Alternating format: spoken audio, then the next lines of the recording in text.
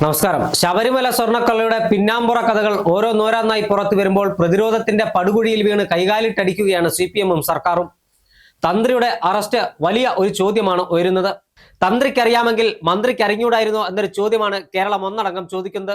അതുമാത്രമല്ല, ശങ്കർദാസിന്റെ വിഷയവുമായി ബന്ധപ്പെട്ട് ഹൈക്കോടതി അടക്കം രൂക്ഷമായ വിമർശനം ഉന്നയിക്കുമ്പോൾ മറുപടി പറയാനാകാതെ അന്വേഷണ സംഘം വിയർക്കുന്നതും നമ്മൾ കാണുകയാണ്.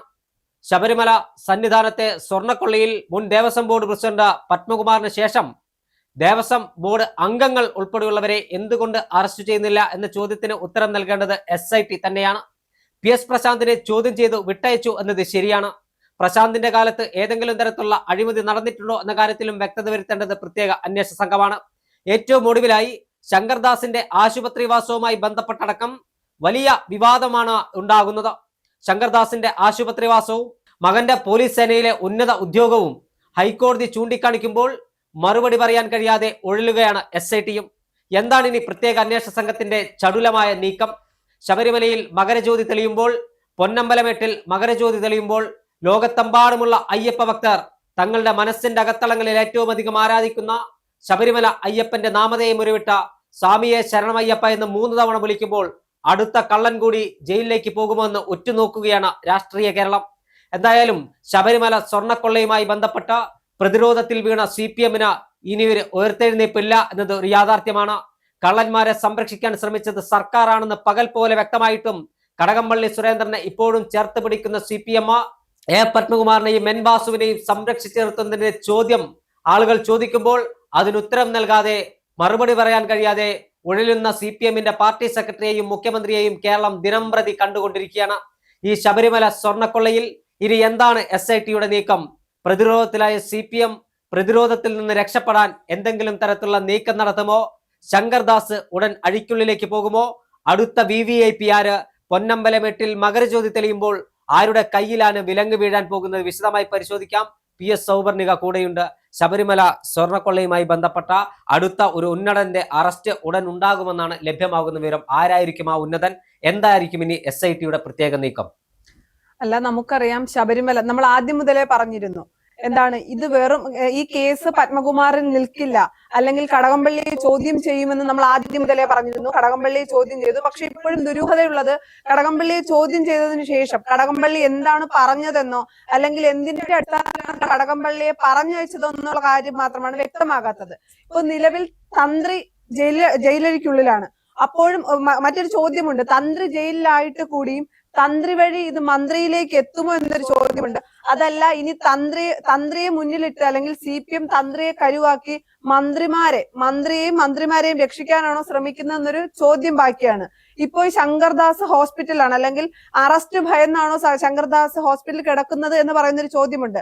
ശങ്കർദാസിനെ എപ്പോൾ അറസ്റ്റ് ചെയ്യും? ശങ്കർദാസിനെ അറസ്റ്റ് ചെയ്താൽ മാത്രമേ ഈ കേസ് ഇനി ശരിയായ ദിശയിൽ പോകാനുള്ള സാധ്യതയുള്ളൂ. അതുകൊണ്ടാണ് കഴിഞ്ഞ ദിവസം ഹൈക്കോടതി പോലും ഈ വിഷയത്തിൽ വിമർശനവുമായി വന്നത്. കാര്യം ഇതുവരെയും ശങ്കർദാസിനെ അറസ്റ്റ് ചെയ്തിട്ടില്ല, ശങ്കർദാസ് ഹോസ്പിറ്റലിലാണ്. വ്യക്തമായൊരു കാരണം SIT-ക്ക് പറയാനാകുന്നില്ല. എന്തുകൊണ്ട് ശങ്കർദാസിനെ ചോദ്യം ചെയ്യുന്നില്ല എന്നൊരു ചോദ്യം ബാക്കിയാണ്. ഈ പറയുന്ന പോലെ തന്ത്രിയെ കുടുക്കി മന്ത്രിമാരെ രക്ഷിക്കാനാണോ? ശങ്കർദാസിനെ ചോദ്യം ചെയ്യാത്തത് ആരെയൊക്കെയോ സംരക്ഷിക്കാനാണ് എന്ന തലത്തിലേക്ക് കാര്യങ്ങൾ പോകുന്നുണ്ട്. ഹൈക്കോടതി വിമർശിച്ചിട്ട് പോലും ഇന്നീ നിമിഷം വരെയും ശങ്കർദാസിനെ അറസ്റ്റ് ചെയ്തിട്ടില്ല.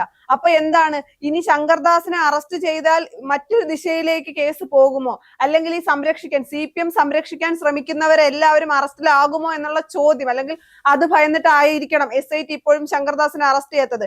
SIT എന്ന് പറഞ്ഞാൽ എന്തൊക്കെ പറഞ്ഞാലും ആഭ്യന്തര വകുപ്പ് മന്ത്രി പിണറായി വിജയന്റെ കീഴിലുള്ള പോലീസ് ആയതുകൊണ്ട് വ്യക്തമായ സ്വാധീനം ഈ വിഷയത്തിൽ സർക്കാരിന് ചെലുത്താൻ കഴിയുന്നുണ്ടോ എന്നൊരു ചോദ്യവും ബാക്കി നിൽക്കുകയാണ്. ഈ പറയുന്ന പോലെ മകരജ്യോതി തെളിയുന്നതിന് മുമ്പ് ഒരു അറസ്റ്റ് ഉണ്ടാകും എന്നുള്ള കാര്യത്തിൽ യാതൊരു സംശയവുമില്ല. അത് ശങ്കർദാസിന്റെ അറസ്റ്റാണോ, മറിച്ച് മറ്റേതെങ്കിലും VVIP പ്രമുഖരോ മന്ത്രിമാരോ ആണോ എന്നുള്ളതിലാണ് ഇനി ഒരു സംശയമുള്ളത്.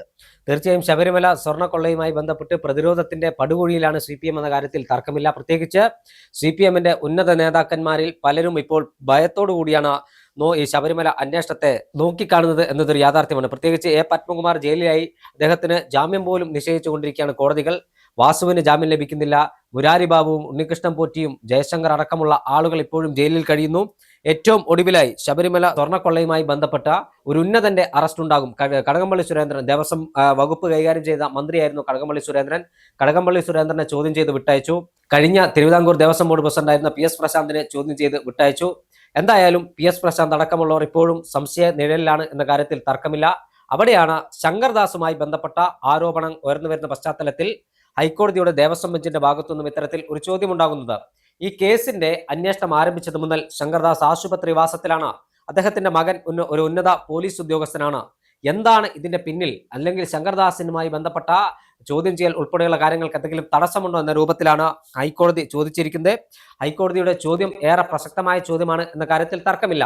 ശബരിമല സ്വർണ്ണക്കൊള്ളയുമായി ബന്ധപ്പെട്ട CPM പ്രതിരോധത്തിലാണ് എന്നതിന്റെ പ്രത്യക്ഷ ഉദാഹരണമാണ്. CPM നേതാക്കന്മാർക്ക് ഇപ്പോൾ ഇതുമായി ബന്ധപ്പെട്ട് ഒന്നും പറയാനില്ല. കാരണം അവർ ചില ചിത്രങ്ങൾ ഉപയോഗിച്ച്, അല്ലെങ്കിൽ ഈ ഉണ്ണികൃഷ്ണൻ പോറ്റി ഉൾപ്പെടെയുള്ള ആളുകൾ സോണിയാഗാന്ധി അടക്കമുള്ളവരെ സന്ദർശിച്ച പഴയകാല ചിത്രം ഉപയോഗിച്ച് കോൺഗ്രസിനെ പ്രതിക്കൂട്ടിൽ നിർത്താനാണ് ശ്രമിക്കുന്നത്. പക്ഷേ ഇതൊന്നും വിലപ്പോവില്ല. ചോദ്യം ചെയ്ത ആളുകൾ കടകംപള്ളി സുരേന്ദ്രൻ കോൺഗ്രസ് അല്ല, CPM ആണ്. PS പ്രശാന്ത് മുൻ കോൺഗ്രസുകാരനായിരുന്നു. പക്ഷേ അദ്ദേഹം ദേവസ്വം ബോർഡ് പ്രസിഡന്റായത് CPMകാരനായിട്ടാണ്. പത്മകുമാർ CPM ആണ്. ബാസു CPM ആണ്. മുരാരി ബാബു CPM അനുകൂല ദേവസ്വം ബോർഡ് ജീവനക്കാരുടെ സംഘടനാ നേതാവാണ്. അതോടൊപ്പം തന്നെ സംശയത്തിന്റെ നിലയിൽ നിൽക്കുന്ന ശങ്കർദാസ് ഇടത് നേതാവാണ്. ഇത്തരത്തിൽ പിടികൂടിയവരും പുറത്തു നിൽക്കുന്നവരും സംശയത്തിന്റെ നിഴലിൽ നിൽക്കുന്ന ആളുകളൊക്കെ CPMകാരോ ഇടതുപക്ഷവുമായി ചേർന്ന് പ്രവർത്തിക്കുന്ന ആളുകളാണ്. അല്ലാതെ ഈ CPMന്റെ സൈബർ സഖാക്കൾ തള്ളുന്നത് പോലെ ഈ സോണിയാഗാന്ധി ഉൾപ്പെടെയുള്ളവരെ ഈ കേസിനകത്തേക്ക് വലിച്ചഴക്കാനാണ് സൈബർ സഖാക്കളുടെ ശ്രമം. പക്ഷേ SITക്ക് ത്രാണിയുണ്ടെങ്കിൽ, നട്ടലുണ്ടെങ്കിൽ സോണിയാഗാന്ധിയെ ചോദ്യം ചെയ്യാൻ അവർ തയ്യാറാകണം. ഒരു തെളിവിന്റെ ഒരു കണികയുണ്ടെങ്കിൽ സോണിയാഗാന്ധിയുടെ ഡൽഹിയിലെ നമ്പർ 10 ജനപദിലെ വസതിയിലെത്തി സോണിയാഗാന്ധിയെ ചോദ്യം ചെയ്യാനുള്ള നട്ടലും മാർജവും തൻ്റെ ഇടവും SIT കാണിക്കണം. കേരളം ഭരിക്കുന്ന CPM ആണ്. അത്രത്തോളം ധൈര്യം CPMനുണ്ടെങ്കിൽ, മുഖ്യമന്ത്രി പിണറായി വിജയൻ ഉണ്ടെങ്കിൽ സോണിയാഗാന്ധിയെ ചോദ്യം ചെയ്യാൻ SITക്ക് അനുമതി കൊടുക്കണം. കാരണം പിണറായി വിജയൻ അറിയാം സോണിയാഗാന്ധിക്ക് ഇതിൽ ഒരു പങ്കുമില്ലെന്ന്. ഒരു ഭാഗത്ത് CPMും മറുഭാഗത്ത് BJPയും സോണിയാഗാന്ധിയെ ആക്രമിക്കാൻ ഇത് ഉപയോഗിച്ചാൽ അത് കേരളത്തിലെ ജനങ്ങൾ തിരിച്ചറിയും. ശക്തമായ തിരിച്ചടി ബാലറ്റിലൂടെ ഉണ്ടാകുമെന്ന കാര്യത്തിൽ തർക്കമില്ല. എന്തായാലും ശബരിമല സ്വർണ്ണക്കൊള്ളയുമായി ബന്ധപ്പെട്ട പ്രതിരോധത്തിൽ നിൽക്കുന്ന CPMന് അത്ര പെട്ടെന്നൊന്നും ഇതിൽ നിന്ന് രക്ഷപ്പെട്ടു വരാൻ കഴിയില്ല. പ്രത്യേകിച്ച് ശബരിമലയിലെ സ്വർണ്ണക്കൊള്ളയിൽ പാർട്ടി നേതാക്കന്മാർക്ക് പങ്കുണ്ടെന്ന് പകൽ പോലെ വ്യക്തമായിരിക്കുന്നു. അതുകൊണ്ട് തന്നെ CPMനെ പ്രതിരോധത്തിലാക്കിയ സാഹചര്യം തന്നെയാണുള്ളത്. എന്തായാലും ശബരിമല സ്വർണ്ണക്കൊള്ളയുമായി ബന്ധപ്പെട്ട ഒരു ഉന്നതന്റെ അറസ്റ്റ് മറ്റന്നാൾ, അതായത് 15-ാം തീയതിയാണ് പൊന്നമ്പലമേട്ടിൽ മകരജ്യോതി തെളിയുന്നത്. പൊന്നമ്പലമേട്ടിൽ മകരജ്യോതി തെളിഞ്ഞ ശ്രീകോവിലിനകത്തെ അയ്യപ്പ വിഗ്രഹത്തിനകത്ത് പ്രത്യേക പൂജകളും പ്രാർത്ഥനകളും നടക്കും. തിരുവാഭരണം ധരിച്ച അയ്യപ്പ വിഗ്രഹമാണ്, സർവാഭരണ വിഭൂഷിതനായ അയ്യപ്പ വിഗ്രഹമാണ് നമുക്ക് മകരവിളക്ക് ദിവസം സന്നിധാനത്ത് കാണാൻ കഴിയുക. ആ മകരവിളക്ക് സമയത്ത്, മകരസംക്രാന്തി സമയത്ത് പൊന്നമ്പലമേട്ടിൽ മകരജ്യോതി തെളിയും.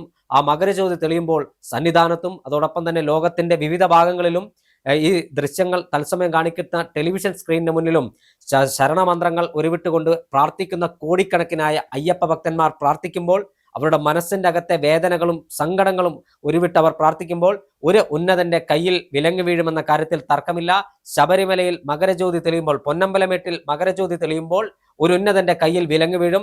ശബരിമല കൊള്ളയുമായി ബന്ധപ്പെട്ട ഒരു പ്രമുഖന്റെ അറസ്റ്റ് ഉടൻ ഉണ്ടാകുമെന്ന് തന്നെയാണ് ലഭ്യമാകുന്ന റിപ്പോർട്ട്.